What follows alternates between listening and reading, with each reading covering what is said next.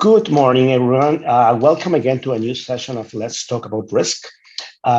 We are in the industry series, as you know, and today we have the honor of coming and going to analyze the e-commerce eh, business. Okay, I'm very pleased to have as a guest today a very special person. Mr. Alberto Brea.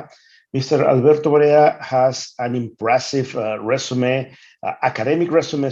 He started with the Universidad Pedro Enriquez Ureña in the Dominican Republic, obtaining the title of BA in marketing. Then he has three master degrees. The first one is the MBA, an MBA by Loyola University Chicago. Then he obtained a Master Science in Integrated Marketing Communications by Northwestern University. And recently, he obtained an MPA, that is a Master in Public Art by Columbia University in New York. As professional career, Alberto has been in major industry leaders like Procter and Gamble. He was also vice president of data strategy in McCann. He also had a director position at Gray, also Ogilvy. Then he started going more into the consumer marketing industry. He's been head of growth marketing in several industry leaders and consulting firms. So he's also a typical guest by different conversation panels.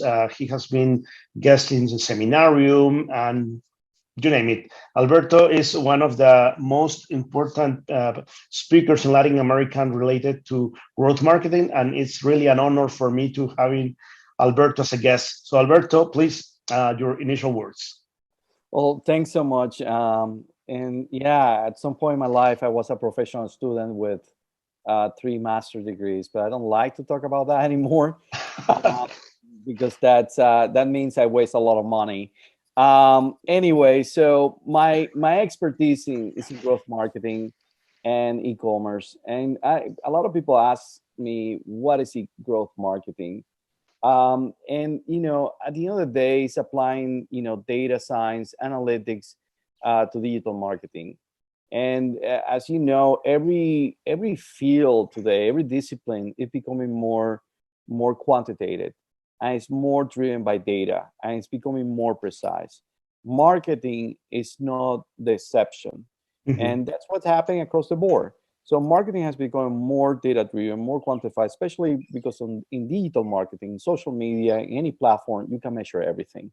But Mhm. now the tools, we have the capabilities, we have the technology to be able to analyze in real time what works, what doesn't work, and how actually you use the right channels to drive growth. And when we talk about growth, it really means how you acquire customers, how you actually grow the customers, how you keep the customers. And that's basically at the end of the day what growth marketing means. And you Sure. do that by ongoing testing and experimentation. And that's basically the more you test, the more you experiment, the more you're likely to grow. And that Mhm. happened not only in marketing, happened in every single industry. Mhm. Now, what's happening right now has been really interesting with the pandemic, especially when it comes to e-commerce or digital commerce. E-commerce, pre-pandemic, it used to be less than 10% of the revenue. Although it has a bigger influence because people go research the products online, they go to a store to buy it, but it was less than 10%.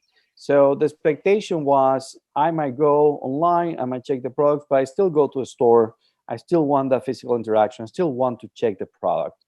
Now the pandemic changed that Change that. from one day to another. For once, you couldn't go to a store anymore because we all were in a lockdown. And two is you still need those basic needs. You still need to buy the supply. You still might be working from home. You still need those goods and services. So that Mhm. didn't stop with the pandemic. Maybe you need less of that, but you still need it. And that basically what means that from being 10% of the sales, it became the channel. It became the Correct. way to sell. And And it also reflected that many companies were not ready for the challenge, right? Like they didn't have perhaps any strategy put in place. Let me tell you something that I just remembered. So 20 years ago, was 2001, I went to an e-commerce program at Kellogg with Dr. Swani that obviously you perhaps had classes with him. And he mentioned something saying e-commerce is nothing special. It's just another channel of a company doing business through that. But we're now 21 years later, and seems that some companies and organizations had e-commerce as just something side, something like cool to have, but not really where they focus many strategies. I mean, I'm talking perhaps from a Latin America point of view, probably in the North America, this has been more developed. But what I saw in during the first month of the pandemic is that many companies, yes, let's go online, and they didn't even have that logistic channel to do distribution. So that reflected that companies were not ready, right? I mean, we talked about e-commerce as a buzzword, but really was e-commerce part of the strategy of many retail companies? yeah, e-commerce was something nice to have for many companies. Like, hey, I have an e-commerce site. For other companies, what's the core business? And Sure. those other companies means Mercado Libre, means Amazon.com, means Wayfair. So you have this, like the difference between what they call the pure play and the people who are just focused on one channels, and e-commerce was the core channel, and they have developed a very sophisticated logistic to support that. And Mhm. they're a logistic company in nature, because they will deliver 1 day, 2 days, and they have set up the infrastructure and the technology to achieve that. On the other hand, you have companies that didn't have the e-commerce side, or we're just having, it has an e-commerce page, but that doesn't mean you have e-commerce business. And they may be outsourcing or relying on the postal services or any other logistic Sure. partner, UPS, in order to do the shipping. The problem is that once that became the business, they couldn't support that, and they couldn't compete actually with the pure players like Mercado Libre or the Amazon. So the dynamic shifted where the bigger became the big became bigger, Mhm. the became smaller, from the night to the day. And you can see that on the stock of the price stock of some of those companies that skyrocket during the pandemic, right? Because the Yeah. growth was spectacular. But also, I think what I found even more interesting is how consumer habits change during the pandemic. And that's more important indicator, because at the end of the day, companies, business follow the consumer, right? And they Mhm. adapt to the consumer. And it's important to keep that in mind. And what's happening is like consumers start using Zoom, working remotely, ordering everything online, absolutely everything online, and that behavior is not going to go away. Some of them might actually go to a some level normally and normal, but still that habit have been created, and now people are expecting that. People are expecting that they're going to order everything. They're expecting that they can work from home. They're Yeah. expecting that they can do all these meetings remotely. So, like Alfredo, you're in Lima, I'm in New York. We're having this podcast, right? And this is just normal. There's nothing, Nothing uh, strange about it. Yeah. nothing is strange about that. So those are expectations, those habits about the now, about I want things now, are not going to go away, are just going to accelerate, and companies will need to adapt to that. I think retail still have a place, but it's going to change. It's not so much uh, about the warehouse, about a place that you can just go transact on product. It's more about the experience where you are looking for, customer support. If you have kids and you're going to buy, I don't know, the latest electronic or gaming, I want to get that right. I don't want to buy the wrong one. Why? If I buy the wrong one, That will be a nightmare for me. I'm going to have my kid upset with me. Everyone is going to be upset with me in the house. And I don't want to jeopardize that. So I go to a Best Buy. I know to a place where they can guide me and get me the right thing for my kid. Mhm. So that still have value, and having that customer service, that customer support have value. Being in a going to a mall or a store where you can actually experience the products, learn about the products, enjoy the experience, is still, I think, is going to be extremely value.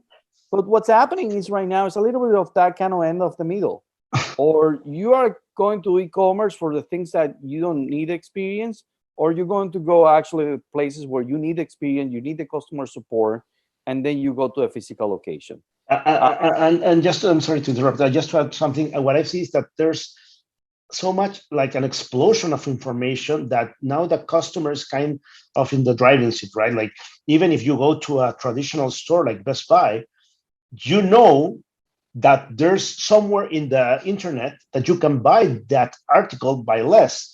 But some of these companies are doing like the price match guarantee, right? Like no matter where you want to buy it, I'm gonna give you that reduced price. I just want to do business with you. And that's something that traditional companies can do, that perhaps some of the pure e-commerce companies are a little more limited, right? Like that, the experience that people are still want to have that one-on-one experience, have tools, right? They have ways to compete. Absolutely, Alfredo. Actually, one of the way that Best Buy was able to come back, it was through first the price match guarantee. Like if that's not in place, then people are going to order online. And second was improving their labor force, better training, better support, more friendly start, investing in what I call organic intelligence. You have the artificial intelligence, which is the computer-based intelligence, but you also Sure. have the people intelligence. So they invested in that part of the business. You know that when you go to a Starbucks, everyone's happy. Everyone's happy to serve you, to be with you there, and you enjoy the time there. But that happiness comes as an investment on health benefit support, training to the team, better labor conditions, and so on.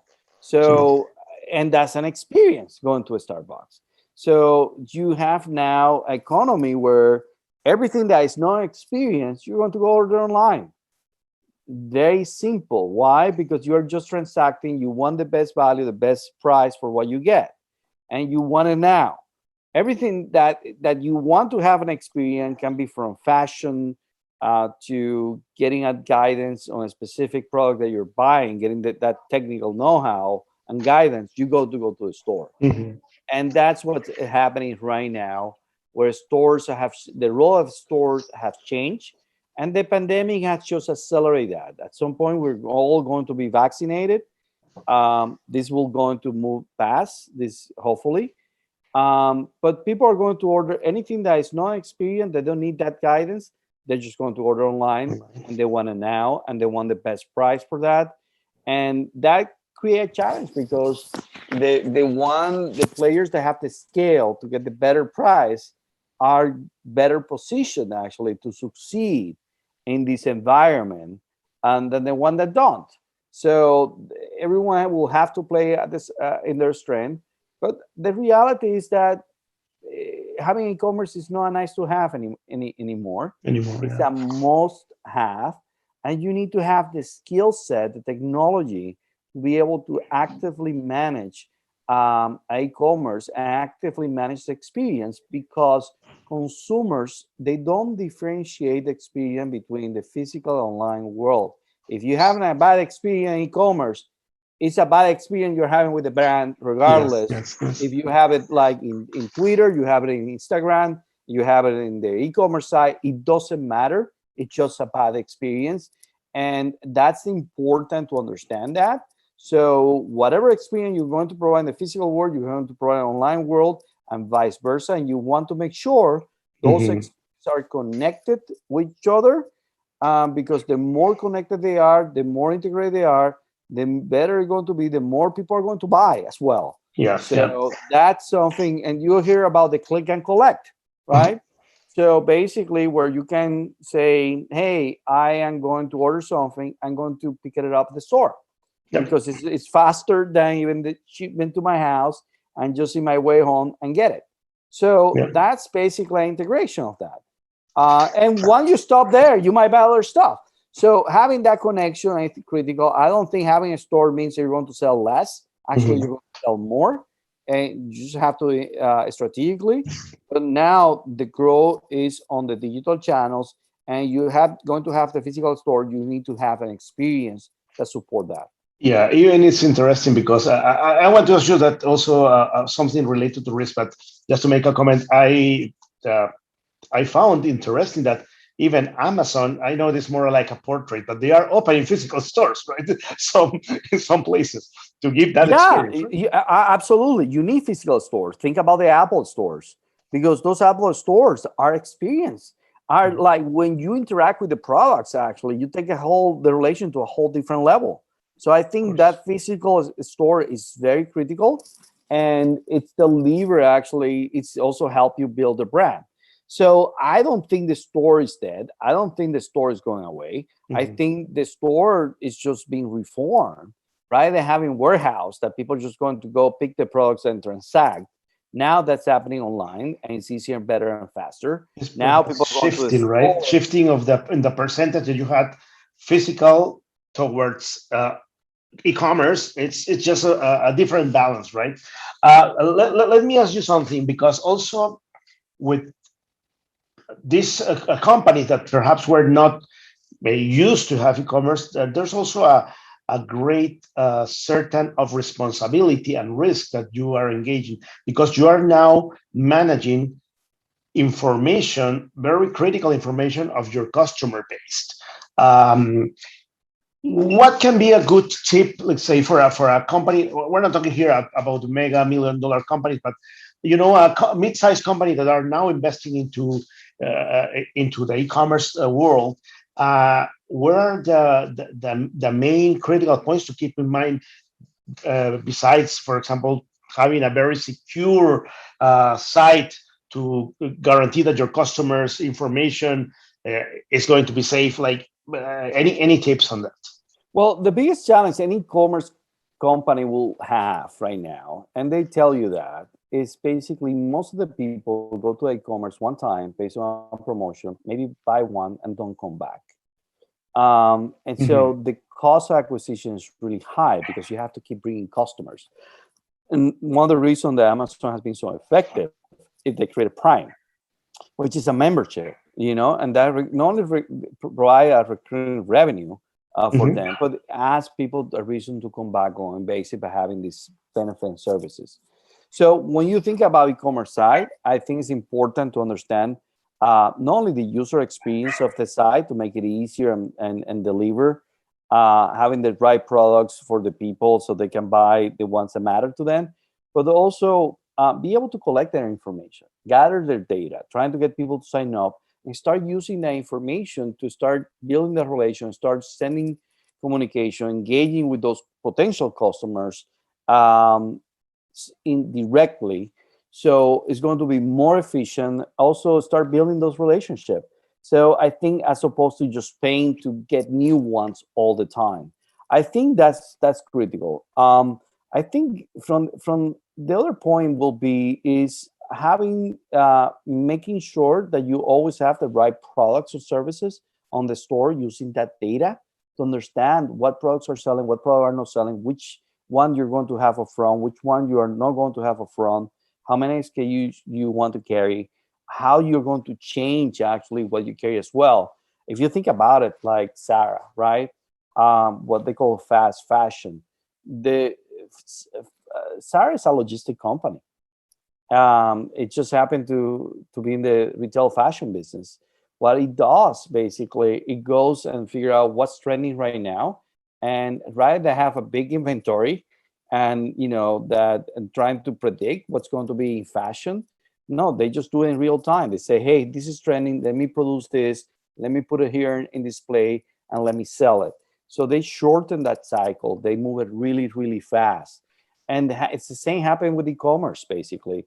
You're trying to figure out what people like, don't like, and having those products actually almost in real time. Because at the end of the day, Right. it's about what you're selling that is going to matter, and having the products and the offering that is going to be relevant to your customers, I think is going to be critical. And you want to have the data. You want to understand what people buying, what not buying, when they're buying, how they want to buy as well, and to make sure you adapt your inventory. Also, you understand what are the expectations in terms of delivery. If people are expecting 2 days, 1 day, that's going to be critical as well. So you will say this is kind of a redefining the traditional just-in-time for your offering, and also making sure that you use database marketing and different tools to understand more the needs of your customer to customize your offering to them, right? yeah, and also always testing and experimenting. So that's, I think, is critical. Understanding, testing, the user experience on your site based on different customers, understand what work, might not work.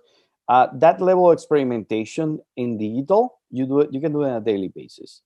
As opposed to in the physical world, where if you want to change things, it takes more time. Sometimes you have to change the store, the layout. It's just harder.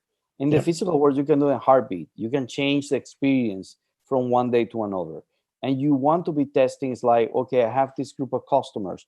Maybe if I could change the product mix, maybe each I provide a faster checkout. Maybe if the checkout has a lower average order value, I will provide a free shipping. So you start testing and see how it can improve the experience. How can we make sure that my customer buy what they want faster and easier, even better, if you want to say it. But that requires ongoing experimentation, and that's critical for growth. Right. The more you test, the more your growth. Okay. So the main concept of growth marketing are basically based on those pillars that you just mentioned. Let's talk a bit about the power of data. I saw in one of the videos that you have that you talk about how much power a company can do with this information and how to customize. We talk a little bit of that, but if you can perhaps go a little bit in depth into. Yeah, absolutely. So data is the new oil, and there's a reason for that. Because at the end of the day, if you think about the companies that are disrupting right now the market, the leading companies like the Facebook, the Google of the world, the Amazon, they have two things in common. They have many receptors. Receptors mean that every time you go to Google, you type of something, they're getting data from you. Every time you're using Amazon, Alexa, or buy it on the website, they're getting data from you. Every time you log in Facebook, that was my Alexa just talking right now. Every time, maybe it's listening to this conversation, but every time you do anything, they collect data. And the more they collect data, they have the intelligence to process that data and update the experience and make it relevant for you. And you see that in Google. If you start searching for traveling and then you pass another hour, search again, guess what they're going to serve you? They're going to serve you content that is relevant to the context of what you have been searching before. And you can see in your Google page, right? When you take your cell phone, see that.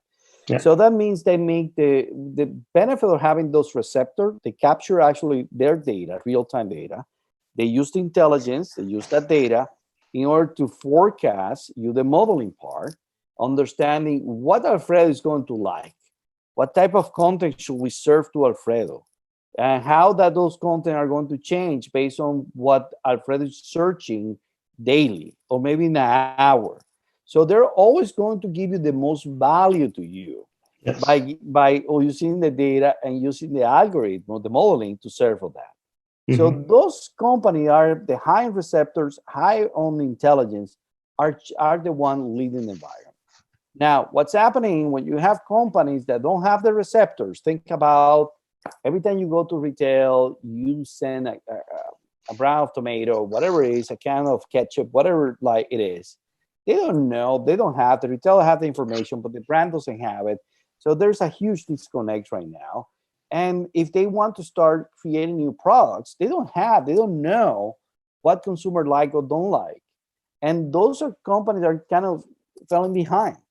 So normally, I think data is critical, but it's also critical the ability to collect what they call first-party data. That is the data you provide or interact with the company, with the website they have, or any service, any platform they have, and they have the intelligence to take the data, process the data, and be able to update the experience and make it relevant for Alfredo, for that person right away. The faster you do that, the better you're going to be. And companies that are not playing that game, they are playing a different sandbox where it takes a long time for them to update the experience. That means they're going to be falling behind. You talk about customer centricity. That's the core value about customer centricity. Yes. How I'm going to provide you things that are really valuable for you based on what you care today or right now, no based on what you care a month or 2 months ago. Yes.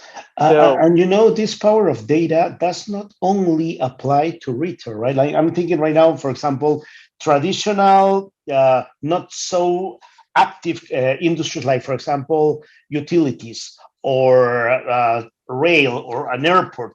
You know, with data, you can know what is the how many days a person traveled, or what type of what time of the day you use more electricity, and with that data you can customize different services, right? Create new, at the end of the day, create new revenue streams, put in front different options for that. Like, it's not only exclusive for retail, it can be for traditional, for any, for everything. For everything, it play across the board. And so another example is Spotify. I don't know if you have a Spotify, but the beauty of Spotify is give you the playlist they recommend to you spot on. It's the things that you love to, and that's why it creates stickiness. But you can apply the same concept of having that closed feedback loop to everything, everything. And those are the companies that are winning. That's what data is becoming so valuable for organization. And it's hard when you don't have access. You cannot create new products. It's hard to create new products to understand what people like, don't like. Then you have to do a survey. Then you have people to tell you what they think is going to be the right thing. Most of the customers lie. So it's like we're living this race where it's almost everything is happening in real time. Sure. And to be able to play in real time, you need to have the data. Perfect. Alberto, let's close with just a question. Let's imagine hypothetically that there's a mid-sized company that just entered, during the quarantine, during the pandemic, to e-commerce. What will be the top 2, top 3 recommendations that you can make that, guys, focus on this? These are the 3 pillars that a newcomer or somebody trying to consolidate their e-commerce platform should consider. It's if you're a mid-sized company, my recommendation, take a crawl, walk, and run approach. And I think it's important because there's going to be a learning curve, and you want to make sure you deliver at least some level of experience because you already have a brand that have some level of equity. And if you try to go too fast without having the experience, the quality level, you might crash the car, and that will create a negative perception. And by that means, start with a crawl, have a website, have the infrastructure, start small. Most of the direct-to-consumer brands start with a few products only. They don't start with a bunch of products. It depends on companies. But start with things that like, hey, here's my core business. Let me start small. We're offering, the things that matter. Let me start gathering data, understanding how people buy, what things work, don't work, and then we can scale over time. I know that approach, it takes a little bit longer, but they're going to be more effective. They will make sure they can deliver on their promise, and they make sure they can protect their brands that go around. I think, when they think about e-commerce, you mentioned this, it's not just about having a website. It's that just the website, the design, the user experience, but the whole logistic is so critical. Make sure you figure out the end-to-end experience. Not just like from the moment that people are going to the website, how they're going to navigate your website, the product they're going to select, the checkout process are going to be, the payment, which is a very sensitive, how secure it's going to be, the CRM system, just the confirmation that they got that. How many clicks you have to do? How many clicks, how you go through that. Then actually make sure they get the products, the package of the products, how it's going to be delivered. You have to think about the whole thing. And that's why it's important to get that right. And start, even though you want to start small, so you can start controlling the experience. And sometimes you want to things that don't scale to scale after. Yes. But if you do it, if they think it's just a website, but the product is going to take a week or 2 weeks, and your competitor are doing a couple of days, you're going to be out of business. So I think, at the foundational level is start small, but think about the full experience that you provide. So you can deliver on that. Even though you can do it only with a few products, it's better to start there, to try to do it with all, and doing mediocre average on that. Sure.